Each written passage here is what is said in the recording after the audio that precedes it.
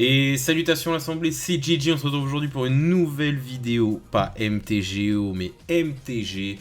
Pourquoi? Parce qu'aujourd'hui je recorde cette vidéo le 10 février 2021, on a eu une annonce de taille. Une annonce de taille pour le moderne, c'est pas une blague, il se passe quelque chose. Pour ceux qui ne savent pas, bon, nous on parle beaucoup de moderne, enfin exclusivement de moderne parce que c'est le seul format qui nous intéresse avec le Legacy, mais celui sur lequel on joue le plus c'est vraiment le moderne. Il faut savoir, pour rapidement situer ce dont je vais parler rapidement après, que le format moderne actuel est assez disgusting, assez dégoûtant. Moi comme Atoms, on joue très peu au format ces derniers temps par rapport à ce qu'on a l'habitude de jouer, c'est-à-dire que d'habitude, en temps normal, on peut jouer à Magic potentiellement, enfin en moderne en tout cas, potentiellement tous les jours, si ce n'est plusieurs heures par jour. Là on est arrivé, en tout cas pour ma part, bon après j'ai un emploi du temps assez compliqué, mais je veux dire, pour ma part je joue quasiment plus, c'est-à-dire qu'à part les vidéos pour la chaîne et des quelques sessions par-ci par-là de Merfolk que je me fais, je joue très très peu à Magic. Pourquoi ? Parce que comme j'expliquais rapidement en début de vidéo, le format moderne tel que je l'aime et tel que je l'aimais est tombé dans une sorte de décadence de toujours pire depuis, je dirais, Euro. Et c'est de toi qu'on va parler, mon garçon, aujourd'hui. Ouais, depuis Euro, même Oko, même Ogak, en fait, depuis 2018. On chute pas mal, je trouve, un peu dans les enfers du jeu, quoi. Je veux dire, pour ceux qui comprennent pas ce dont je parle, en fait, pour la faire courte, j'ai l'impression que ça fait plusieurs mois, et maintenant bientôt, donc, enfin maintenant on peut parler d'années, que le format subit un power creep, donc une augmentation de la puissance individuelle des cartes beaucoup trop forte, qui fait que du coup y a beaucoup de mèmes sur internet qui te font dire, qui disent que voilà, si tu joues pas les cartes 2019-2020, grosso modo tu peux pas jouer en moderne, ce qui est un peu vrai, enfin même carrément vrai. Depuis donc ouais je dirais Modern Horizon 1 et la sortie de Ogak qui a un peu précipité ces choses là. On a eu ensuite une grosse méta Snow.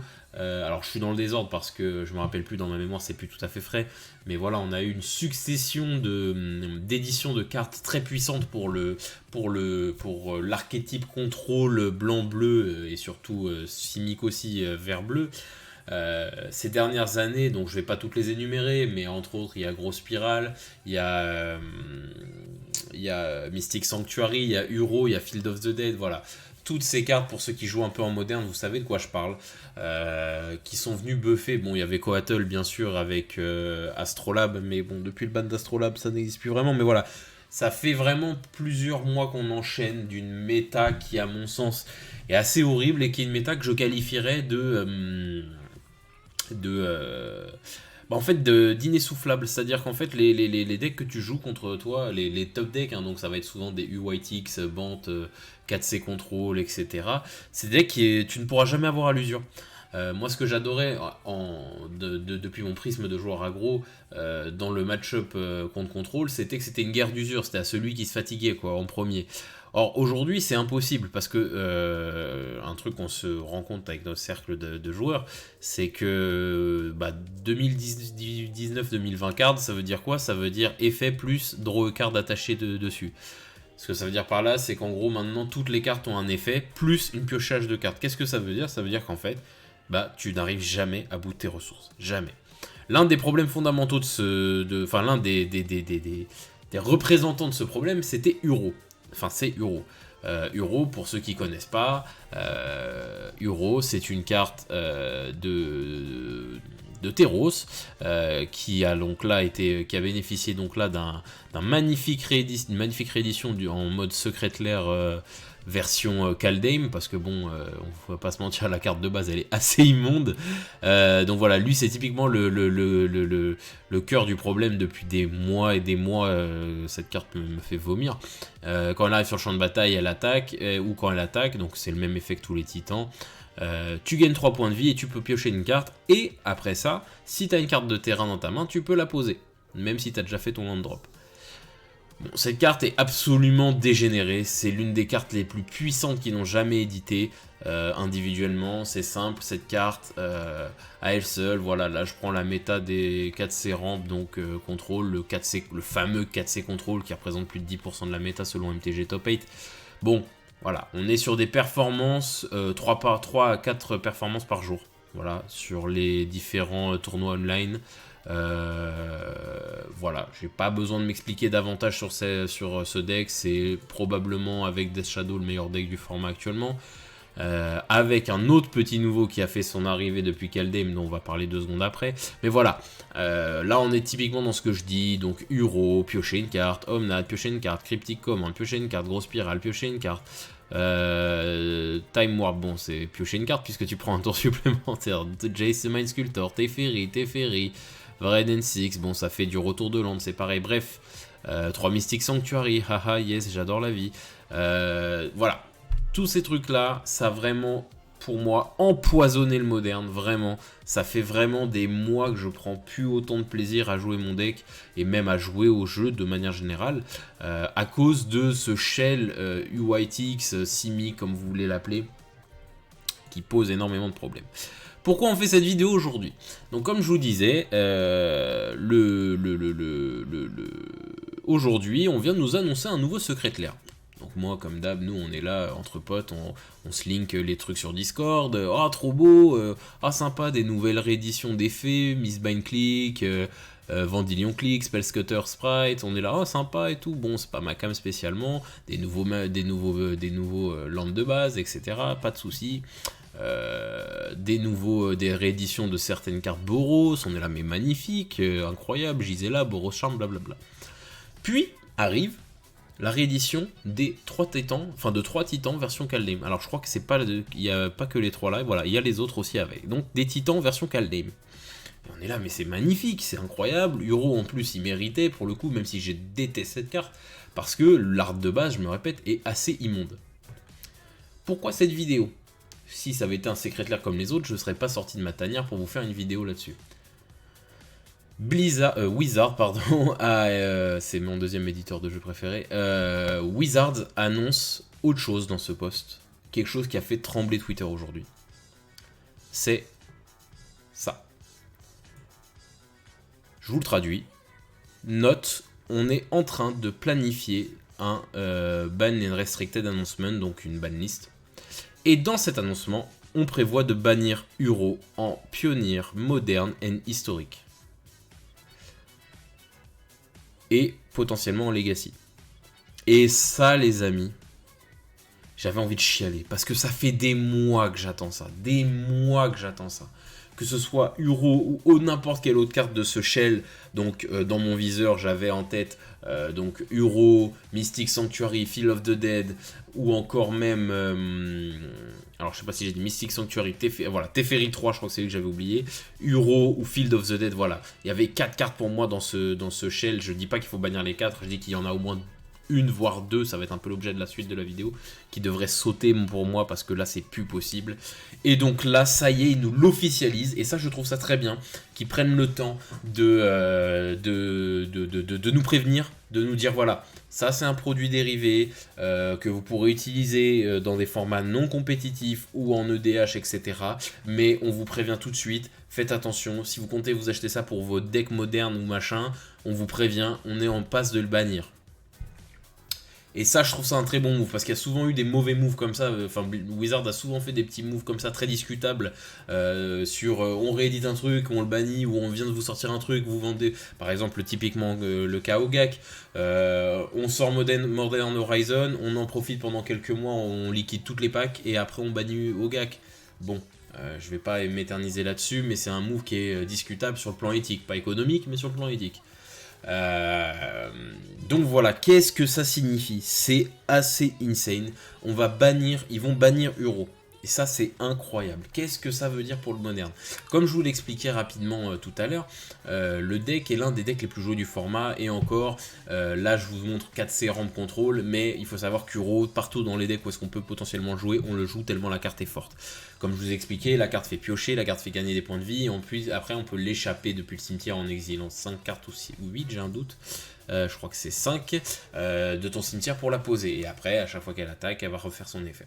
C'est la meilleure carte du format, presque à peu de choses près. Aujourd'hui, c'est vraiment une carte assez exceptionnelle qui nous empoisonne tous parce que en fait, Saffron Olive, par exemple, sur Twitter, disait encore aujourd'hui, le problème du Uro, c'est que c'est ta meilleure carte dans tous les match-ups. C'est-à-dire que c'est jamais une mauvaise carte, tu es toujours content de l'avoir, tu es toujours content de la piocher, c'est toujours la meilleure carte que tu peux avoir. Et c'est vrai, parce que contre aggro, elle te fera gagner des points de vie et te fera avancer dans ton game plan, en te faisant piocher, etc. Contre contrôle, tu vas l'acheter au cimetière, tu vas pouvoir la rejouer pour plus tard, ce sera ton kill, et pareil, elle t'aura fait avancer dans ton game plan.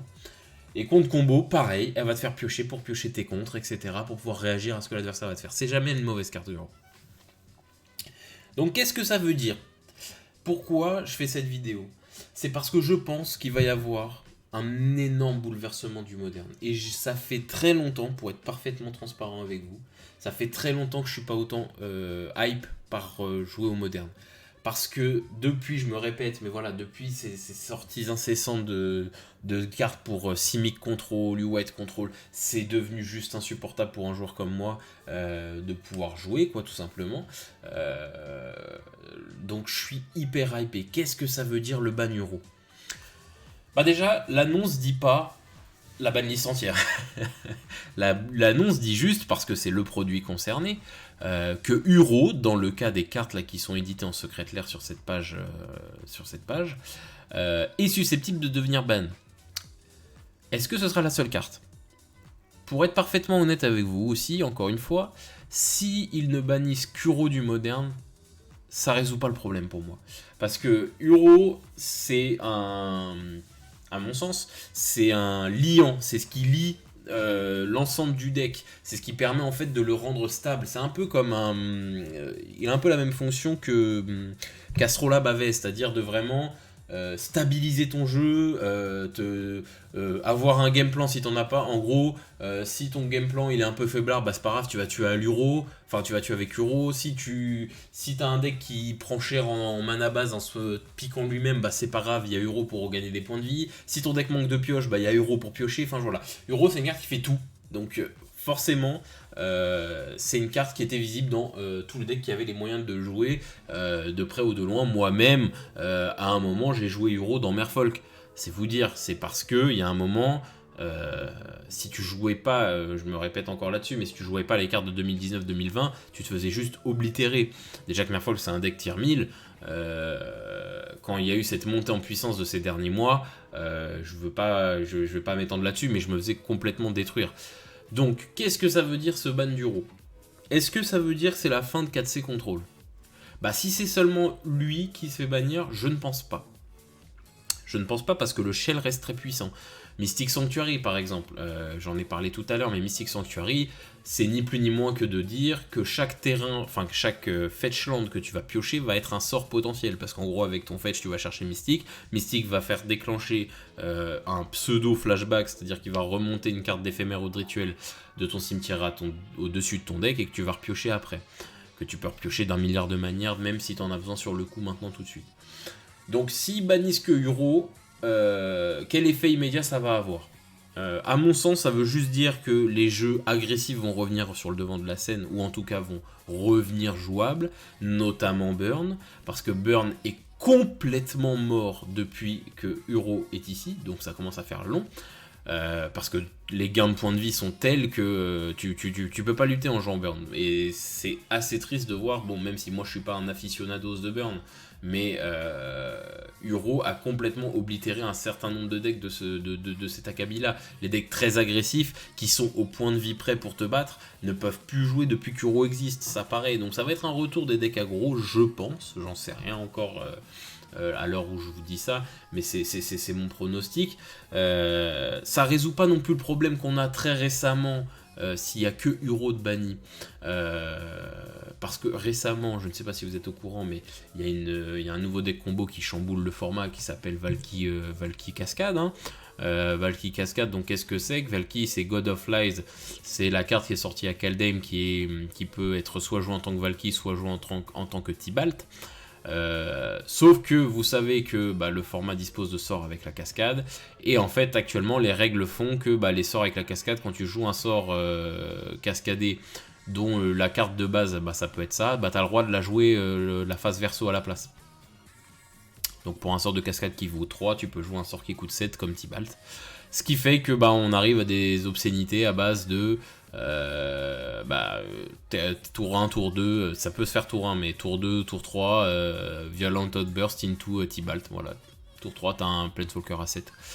Bien évidemment, les Valky Cascade dernière génération, parce que le deck est en pleine évolution à l'heure où je vous parle, ça joue Uro, hein, ça joue Omnath, ça joue 4C, ça joue 5C en fait, même très exactement. Donc si on banne que Uro, par exemple, si on enlève Uro de cette liste, ça ne sera pas suffisant, pour tuer, enfin pas sans besoin forcément de tuer le deck, mais en tout cas de casser la méta. J'avais la conversation avec Atom, je suis désolé, je me cafouille un peu, mais c'est parce qu'avec Atom, on était en pleine ébullition là-dessus. Ce serait bien qu'il profite de cette grosse vague de ban qui est nécessaire au format, parce que le format est vraiment horrible, et je suis pas le seul à me plaindre, hein, c'est pas parce que je joue aggro que je me plains, c'est vraiment, le format actuel est vraiment pas fou, quoi. En plus du contexte Covid qui fait qu'on peut pas jouer en papier, quand on joue en ligne, on se retrouve qu'avec des decks Euros, enfin, c'est fatigant, quoi. Donc, on se disait, est-ce que ce serait pas le moment de faire aussi une vague de unban? Est-ce qu'il faudrait pas, en fait, faire un shift dans le format moderne? Est-ce que c'est pas le moment? Est-ce que c'est pas le moment d'expérimenter des trucs? On sait que les tournois papier sont pas près de revenir, on sait que Wizard se base beaucoup, malheureusement, et c'est ça qui a fait traîner aussi ce genre de décision sur les événements papier pour prendre des décisions. Donc est-ce que c'est pas le moment de tester des choses? Est-ce que c'est pas le moment de tester des choses? On a beaucoup de streamers, notamment Nikachu, qui se posent des questions sur certaines cartes qui sont encore sur la banlist et qui ont plus vraiment les raisons d'être au regard de la puissance des cartes actuellement.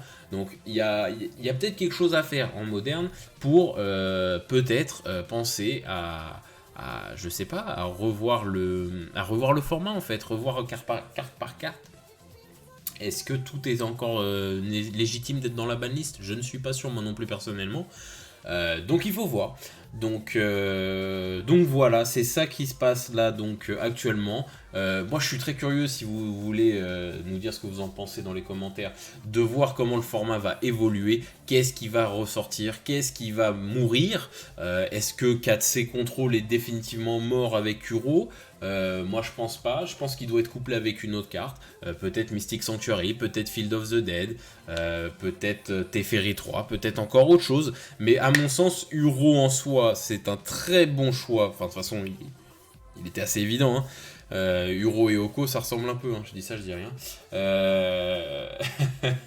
Est-ce qu'il faut pas ban autre chose? À quoi va ressembler le format? Vraiment tant d'expectatives, et moi je suis très content de retrouver un peu cette flamme pour le moderne que j'avais perdu ces derniers mois, parce que le format était devenu juste trop fort, quoi. Enfin hors de contrôle.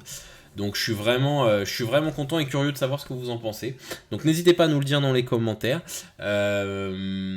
Petite frayeur aussi, juste rapidement avant de clôturer. Concernant la cascade, enfin le Valky Cascade dont on parlait tout à l'heure. S'ils ne font que de l'annonce de banning de cartes, je serais un peu gêné. Pourquoi? Parce que le problème là que je vous parlais avec Valky God of Lies, c'est qu'en fait la cascade fonctionne mal actuellement, c'est-à-dire que la cascade autorise de caster la carte qu'on veut dans la double carte. Or c'est pour moi une aberration, tu ne pourrais être capable de jouer sur ta carte que les sorts de la carte, enfin que le versant de la carte, qui est en dessous du CCM du sort de cascade, sinon ça n'a plus de sens. Donc j'aimerais vraiment aussi, moi ça c'est un petit peu aussi comment dirais-je, ma volonté, ce serait aussi un petit errata de la règle de la cascade en même temps, histoire de remettre tout ça sur de bonnes bases. Donc vraiment, je suis très curieux et à la fois très stressé. Je sais pas quelle décision Wizard va prendre ces prochains jours. Ça se trouve, ça va juste être Banuro, merci, au revoir. Ça se trouve, ce sera autre chose. Donc je suis vraiment très curieux, je suis vraiment très hype. Les secrets clairs sont jolis. Acheter des euros parce qu'ils sont jolis comme ça. Vraiment incroyable journée ce 10 février. Va rester dans les mémoires là-dessus. Parce que pour moi, c'est un ban de l'importance de. Enfin, pour moi, c'est un événement pour le format de la même hauteur que l'unban des seigneurs, une vidéo que j'avais fait il y a longtemps. Quand ils avaient unban Bloodbraid Elf et Jace the Mind Sculptor. Ça, c'est vraiment, là, on va arriver à ce niveau-là d'importance pour moi. C'est un statu quo dans le format qui est là depuis bien trop longtemps et que je suis content qu'ils décident enfin de casser. Donc dites-moi ce que vous pensez. Est-ce que vous pensez que ça va se limiter à juste Euro? Est-ce que vous pensez qu'ils vont faire des bans progressifs pour voir un peu comment ça chamboule le format? Est-ce que vous pensez qu'ils vont unban des choses? Dites-moi ce que vous pensez dans les commentaires. C'était Gigi, je vous dis à la prochaine. Salut tout le monde.